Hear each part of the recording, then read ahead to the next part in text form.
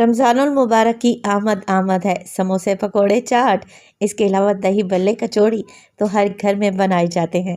आज आप लोगों से शेयर करूंगी एक ऐसी चटनी की रेसिपी जिसे आप 2 तरह की मज़ीद चटनियां बना सकते हैं। बिस्मिल्लाहिर्रहमानिर्रहीम। अस्सलाम वालेकुम। खुश रहें, आबाद रहें, जहाँ भी रहें हैप्पी रहें और हेल्दी रहें।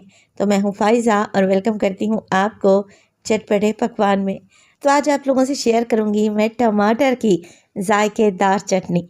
ये हाजमेदार चटनी जिस चीज़ के साथ भी खाएंगे ना, खाया पिया हजम हो जाएगा और जायके में तो है ही टेस्टी। तो रेसिपी को एंड तक देखें, अच्छी लगे तो लाइक भी कर दें।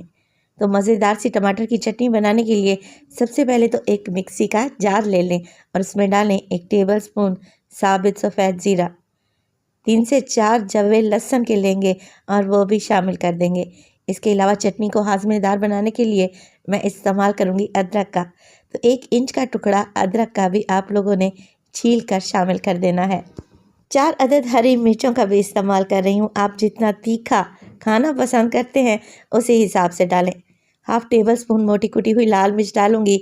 ये मोटी कुटी हुई लाल मिर्च ज़्यादा तीखी नहीं है। इसके अलावा 3 से 4 टेबलस्पून पुदीने के पत्ते शामिल कर दें, डंडी शामिल नहीं करनी। 1 गड्डी इसमें डालेंगे हरा धनिया, जिसे आप अच्छे से धोएं और धोने के बाद डंडी समेत ही शामिल कर दें। टमाटर की चटनी बना रहे हैं तो 3 बड़े साइज़ के टमाटर लें जो कि अच्छे पके हुए लाल कलर के होने चाहिए। टमाटर डालने के बाद 1 टीस्पून इसमें डालें नमक और बस कवर लगाकर सारी चीज़ों को फाइन पीस लें। तो बेहतरीन जायकेदार मज़ेदार हाजमेदार टमाटर की चटनी बनकर एकदम तैयार है। आप ये रेसिपी बनाएं और इसे हफ्ता 10 दिन के लिए फ्रिज में रखकर महफूज भी कर सकते हैं। ये जायकेदार टमाटर की चटनी आप रोटी, पराठा या फिर चपाती के साथ भी सर्व कर सकते हैं। यकीन करें, खाने का मज़ा दोबाला हो जाएगा।